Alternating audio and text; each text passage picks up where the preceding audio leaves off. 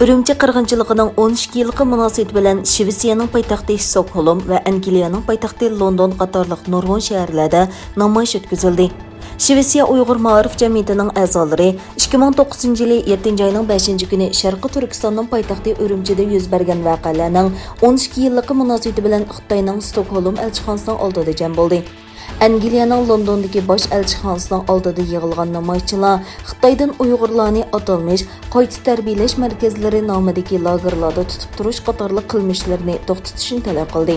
Xalqaro Sharqiy Turkiston umumviy tashkilotlar birligining rahbarligida Xitoyning Istanbuldagi bosh konsulxonasining yig'iniga yig'ilgan Uyg'urlar Xitoyga qarshi shiorlarni to'ladi va axborot e'lon qilish yig'ini o'tkazdi. Undan boshqa Amerika, Avstraliya, Germaniya, Yaponiya va Qozog'iston qatorliq nurg'un davlatlarda Urumchi qirg'inchiligida qazo qilganlarni xotirlash va Xitoyga qarshi namoyish faoliyati o'tkazildi.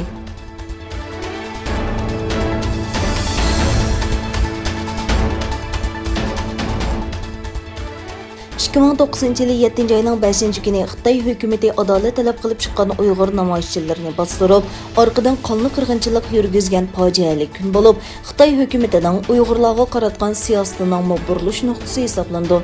Dünya Uyg'ur qurultiyi raisi Dolqin Aysapandi mundaq dedi.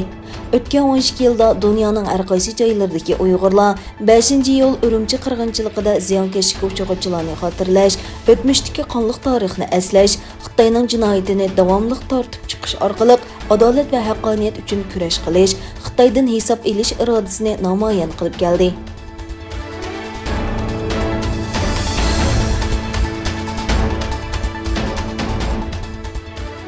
Xitoy taratqullarining xabar qilishicha, Uyg'ur avtonom rayonlik hukumat 5-iyul Beyjingda 12-chi qatimliq Xinjiang axborot e'lon qilish yig'ini ichib, xalqarodan kelayotgan kuchlik ayblashlarni og'dirishga uringan hamda atalmish Xinjiangda terrorlikqa qarshi kurashning dastlabki g'alabasi qo'lga keltirildi.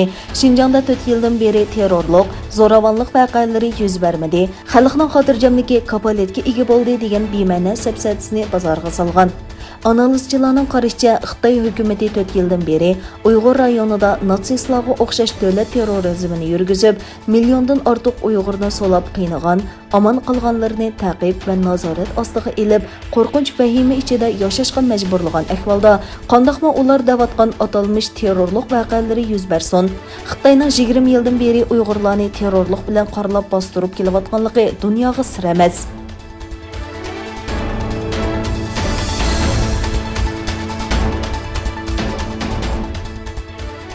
Xitoyda cho'ng tipdagi taksi o'rtoqlashish programmasi Didi qatorliq bir qism texnika shirkatlarining applari cheklangan.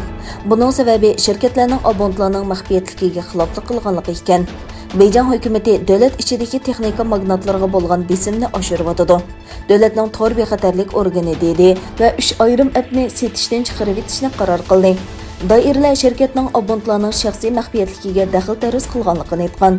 Qarorga asosan shirkatlar faoliyatini davomlashtira oladi, ammo ular yangi abonentlarni tizimga oldira olmaydi. Didi va boshqa 3 shirkat yaqinda Amerika aksiya birjasida ommaga sunilgan shirkatlarning ichida bo'lib, bu Xitoyning noroziligini qo'zg'agan.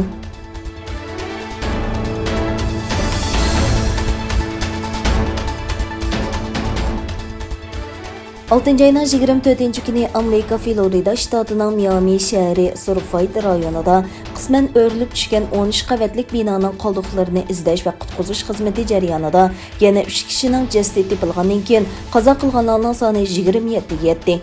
Miami Dadi nahiyasining boshlig'i Daniela Levinkova axborot e'lon qilish yig'inida binoning xarobaligi ustida ilib berilayotgan xizmatlarda yana 3 jasadning topilganligini, qazo qilganlarning sonining 27 ga yetganligini bayon qildi.